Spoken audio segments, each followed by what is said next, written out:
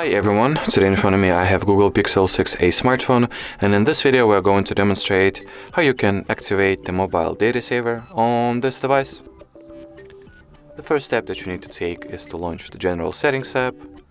In here enter the Network and Internet category, and the designated page, as you can see, will contain the separate section for the data saver, which you want to tap on and simply turn on this toggle, and that will essentially mean that from now on the cellular data saver will work just fine or has been successfully activated.